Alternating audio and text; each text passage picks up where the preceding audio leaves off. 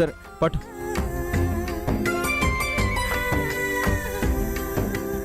అంటే నా మీద మీకు కోపం లేదు కదా? ఎందుకుంటుందే?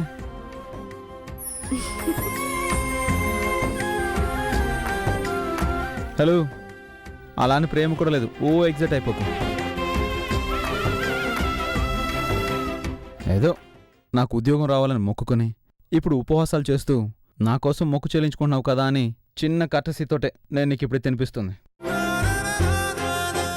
పట్టు.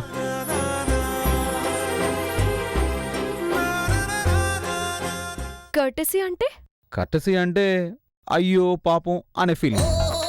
అంటే జాలేగా? అవును. పోన్లేండి, ప్రేమగా ఎలాగూ నా మీద ప్రేమ పుట్టలేదు అంటున్నారు. కనీసం ఇలా జాలిలో నుంచైనా ప్రేమ పుడుతుందేమో చూద్దాం. ఇదిగో, నువ్వు ఇలాంటి మాటలు మాట్లాడమంటే నేను వెళ్ళిపోతాను. కూర్చోండి.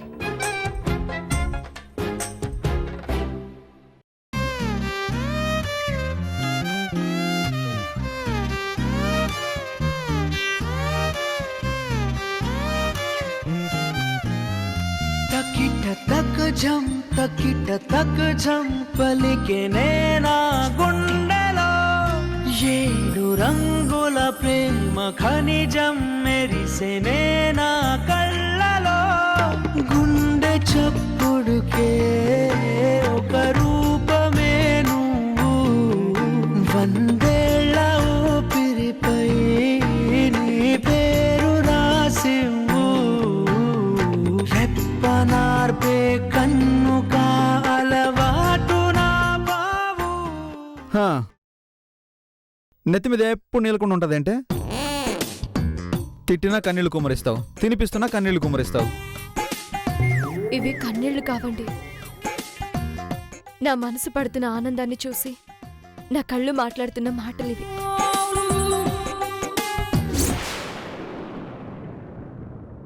ఎంతైనా ఆడవాళ్ళం కదండి, మేమిలాగే ఉంటాం. భర్త ప్రేమగా మాట్లాడి చిన్న చిన్న పలకరింపులకే, కొద్దిపాటి ప్రేమలకే పొంగిపోతుంటాం.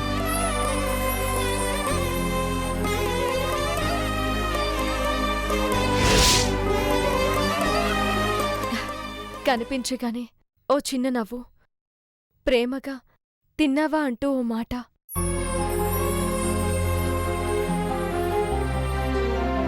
ఇంకా ఇలా దగ్గరికి తీసుకుని అన్నం తినిపిస్తే వీటిని ఆపడం ఏ ఆడవారి వల్ల కాదండి. అప్పటి వరకు పడిన మాటలు గాని కష్టాలు గాని ఏవి గుర్తుండవు. ఒట్టు. దీని మాటల గారడితో నా కొడుకుని మాయ చేసేలా ఉంది. ప్రేమగా అన్నం తినిపిస్తే పొంగిపోతావా? ఆ ఆనందం నీకెందుకు దక్కనిస్తానే? ఏ గీత,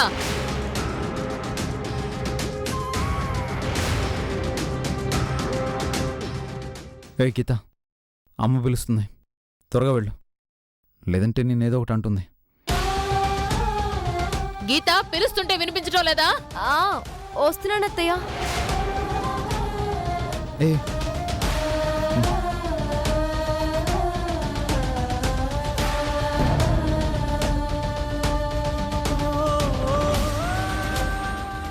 రాని చెప్తా.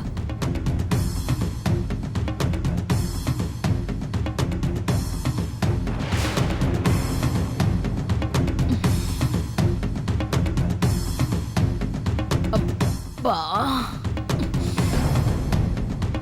అబ్బా అమ్మా. ఏంటత్తయ్య పిలిచారు? నా నెత్తి మీద రాయి పెడతావని. ఉదయం నుంచి కాళ్ళు ఒకటే నొప్పులు. అబ్బా. దేనికత్తయ్య? అంటే ఏంటే, ఉదయం నుండి ఇంట్లో తిని టీవీ ముందు కూర్చోవడమే కదా, చేసేదే ఉంది. నీకు కాళ్ళ నొప్పులేంటి అనే కదా నీ ఉద్దేశం? నా ఉద్దేశం అది కదత్తయ్య. నీ ఉద్దేశమేంటో నువ్వేంటో నాకు తెలీదనుకోకు. మరీ ఇంత వివరం తవరం లేకుండా పెంచారంటే మీ అమ్మబాబు నిన్ను? మొగుడింటికెళ్ళాక అత్తగారిని ఏడుపించుకు తినమని పంపించారా ఏంటి? ఏదైనా తప్పు చేస్తే నన్నానండి గాని ప్రతిసారి మా అమ్మ వాళ్ళని ఎందుకంటారత్తయ్య?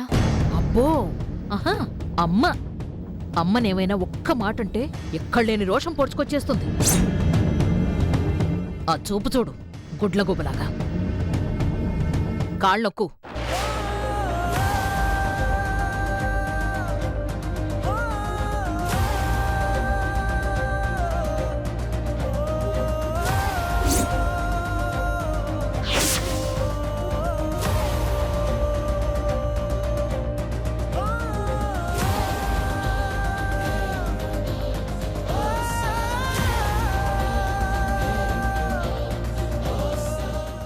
ఏంటా నొక్కడం? బానే నొక్కుతున్నానే. నా బొందలా నొక్కుతున్నావు. ఏదో పై పైన అలా అలా నొక్కేస్తే నీకు కాళ్ళు నొక్కడం రావడం లేదు, వెళ్ళిపోమ్మంటాననే. నీ నాటకాలు నా దగ్గర సాగవు. సరిగా నొక్కు.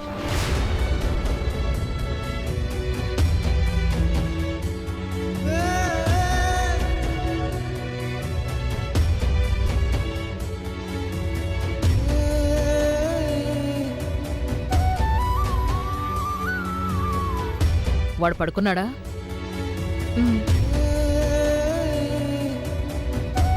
నువ్వు గాని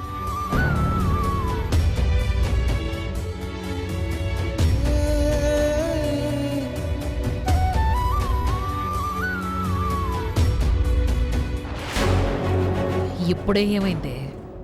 ఇక నుంచి ప్రతి క్షణం నేను తిడతాను, నా కొడుకుతోనూ తిట్టిస్తాను. నరకం అంటే ఏంటో చూపిస్తాను. ఈ కాపురం నాకొద్దు బాబోయ్ అంటూ నీ అంతటా నువ్వే ఈ ఊరు విడిచి పారిపోయేలా చెయ్యకపోతే నా పేరు మాచినేని నాగేశ్వరే కాదు.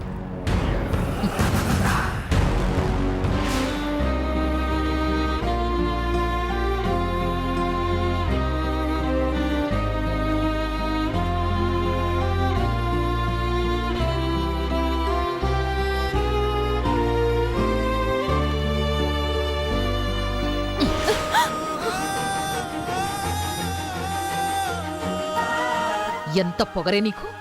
నేనంటే కొంచెమైనా భయం ఉందా నీకు? కాళ్ళు నొప్పిగా ఉన్నాయి, కాస్త నొక్కవే అంటే నిద్రపోతావా? అంటే ఉదయం నుంచి ఇంట్లో పనులు చేసి చేసి బాగా అలసిపోయానత్తయ్య. అందుకే. నువ్వొక్కదానివే ఇంట్లో పనులు చేస్తున్నావు, ఇంకా ఏ ఇల్లాలు చెయ్యడం లేదు. మరి సాకులు నాలుక చివర్న పెట్టుకుని కూర్చుంటావే. నొక్కు.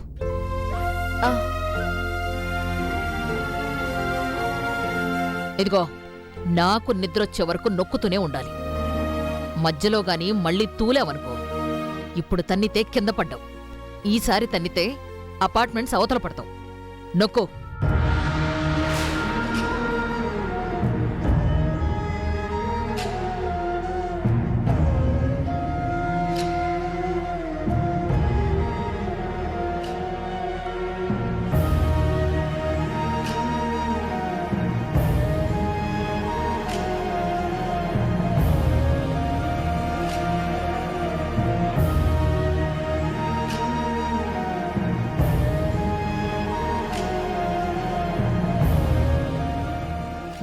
నొక్కు.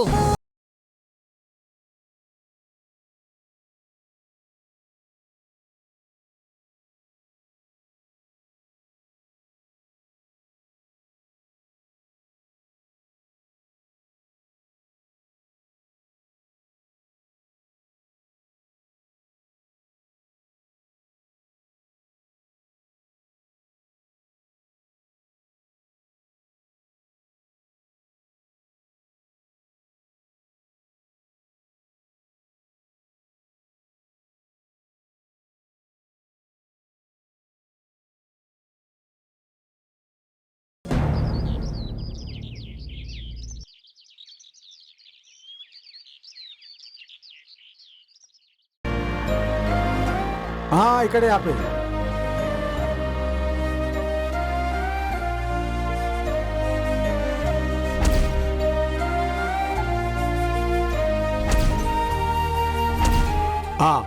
ఇదిగో బాబు, తీసుకో.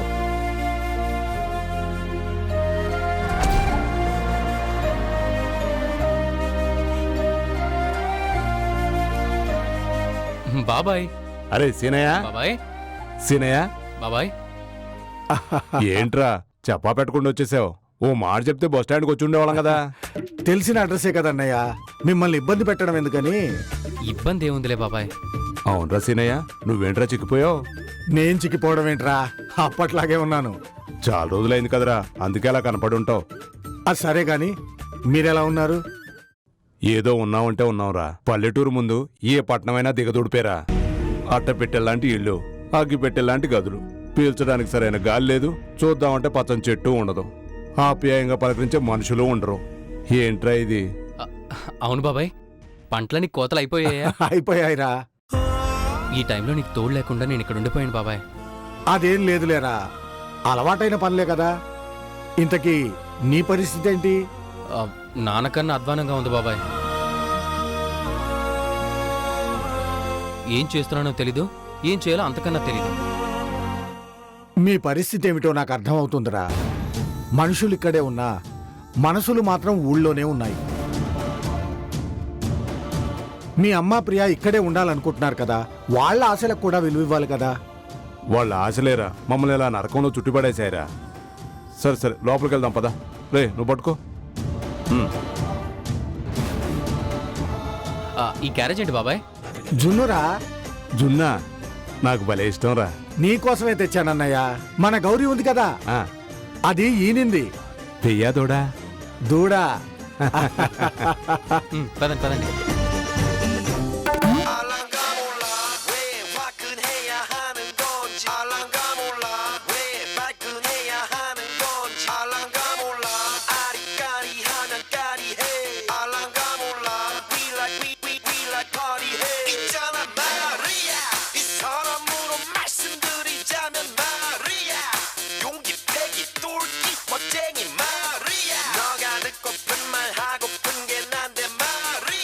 అబ్బా ఏంటి సౌండ్?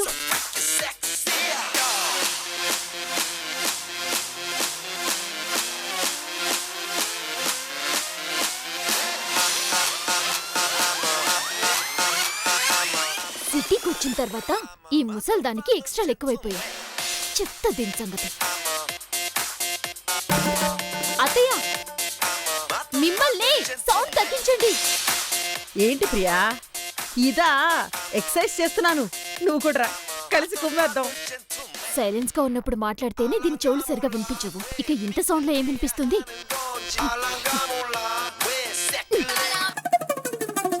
ప్రియా, ఏంటి నువ్వు చేసిన పని? టీవీ ఆఫ్ చేశాను. అది తెరుస్తూనే ఉంది, ఎందుకు ఆపేవని అడుగుతున్నాను. ఆపక ఏంటి సౌండ్?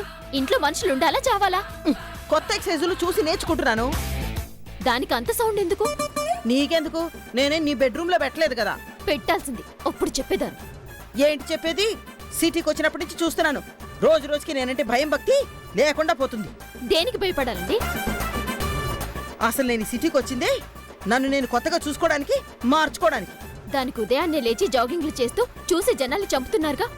ఇప్పుడు ఇంతింత సౌండ్లు పెట్టి ఇంట్లో వాళ్ళని చంపడం ఎందుకు? అది నా ఇష్టం. మీ ఇష్టాలేం ఇక్కడ సాగవు. అది చెప్పడానికి నువ్వెవరే? ఇది నా ఇల్లు. నీ ఇలా నీ బాబు సొమ్ము పెట్టుకున్నావా? లేకపోతే నీ బాబు సొమ్ము పెట్టుకున్నాడా? ఆ? నన్ను నీ అత్తను పట్టుకుని అంత మాట అంటావా?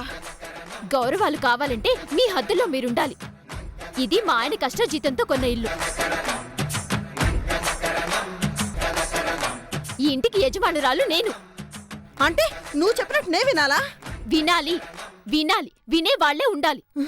పిచ్చి పిచ్చిగా మాట్లాడామంటే పళ్ళు రాల కొడతాను. మాకు ఉన్నాయండి చేతులు. అంటే ఏంటి? ఆ? ఏంటండి మీద మీదకొస్తున్నారు? కొడతారా?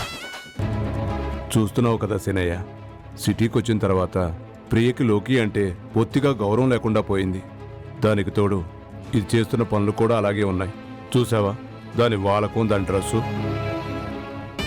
నా కొడుకు వచ్చిన తర్వాత నీ సంగతి తేలుస్తా. అంత లేదులే. ఏంటే? ఆ? ఏంటండి? ప్రియా, సీనయ్య, రే రే రా. నీ సంగతి తర్వాత చెప్తాను. చూసుకుందాం. రా సీనయ్య, రా కూర్చో. హా, ఏంటి సీనయ్య చెప్పా పెట్టుకుంటూ వచ్చావు? మీ బాగోతాలు చూద్దామని ఎంట్రన్స్ లోనే చూపించేశారు కదా. మీరుండండి. బాగున్నావా వదినా? ఏమ్మా ఏం బాగుంటుందిలే సీనయ్య. తా చెట్ట కోతి వనవల్ల చచ్చిందని కోతి ముక్క ఎక్కువైపోయింది ఇంట్లో. కోతి చేష్టలు చేస్తుంది ఎవరో. నువ్వేంటి వదినా ఇలా మారిపోయావు? సన్నబడ్డాను కదా, పల్లెటూరులో అలాగే ఉండి సిటీకి వచ్చాక కూడా ఒకేలా ఉంటే ఏం బాగుంటుందని స్టైల్ మొత్తం మార్చేసాను సీనయ్య. ఉదయం లేచి జాగింగ్, ఆ తర్వాత స్విమ్మింగ్, ఇక చాలా ఉన్నాయిలే. అయితే చాలా బిజీగా ఉన్నారన్నమాట. ఈ అమ్మ బిజీ. అవును మావయ్య, ఉన్నట్టుండి మీరు ఇక్కడికి ఎందుకు వచ్చినట్టు? ఏం లేదమ్మా, ఈ సంవత్సరం పంటలు బాగా పండి లాభాలు బాగా వచ్చాయి.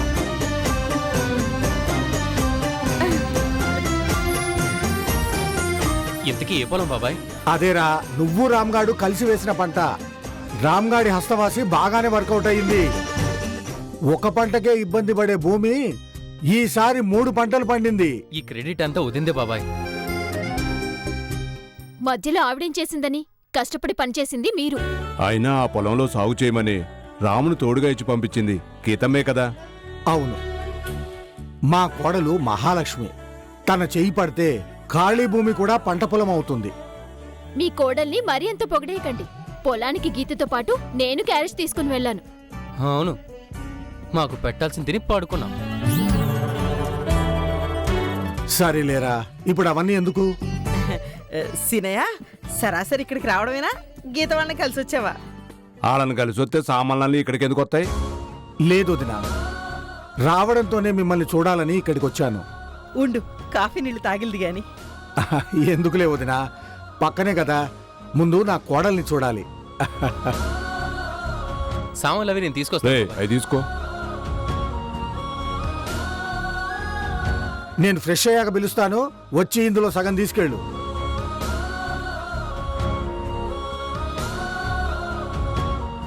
వాడేదో మనం ఇక్కడ ప్రశాంతంగా బతుకుతున్నామని చూడ్డానికి వచ్చాడు. వచ్చి రావడంతోనే మీ అత్త కోడలిద్దరూ జగడం పెట్టుకోవడం వాడు చూశాడు.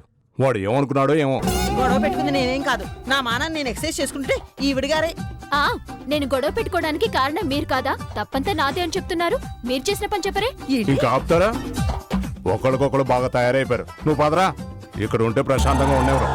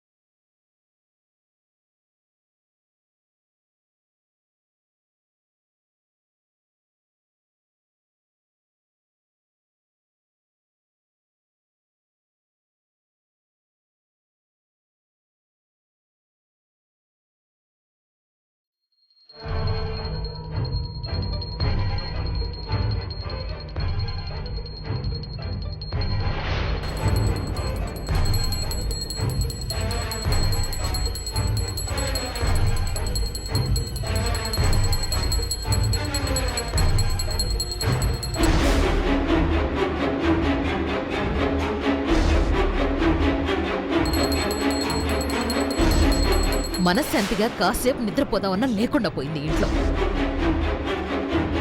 ఇది గంట కొడుతోంది దేవుడి కోసం కాదు, నా నిద్ర చెడగొట్టాలనే ఇలా చేస్తోంది. చెప్తాను తెలుసా.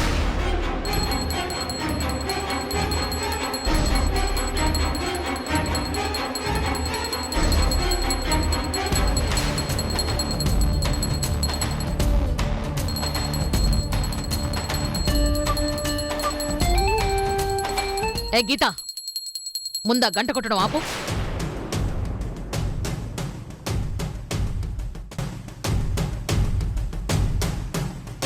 ఏమైంది అత్తయ్య? నువ్వు నా ఇంటి కోడలిగా తగలడ్డం వల్ల నేను కన్న కలలు, ఆశలు అన్నీ నాశనమైతే ఇప్పుడు నువ్వు చేస్తున్న ఈ గంట శబ్దం వల్ల నా నిద్రంతా నాశనం అయిపోయింది. పూజ చేస్తున్నాను అత్తయ్య. నా కళ్ళేం మూసుకుపోలేదు. నువ్వేం చేస్తున్నావో కనపడుతూనే ఉంది. సైలెంట్గా పూజ చేసుకోలేవా? నువ్వు పూజ చేస్తున్న విషయం అపార్ట్మెంట్ మొత్తం తెలియాలా? తెల్లారి లేచింది మొదలు రోజు నన్ను అరిపించటమే. నా కర్మ కొద్ది దాపురించావే.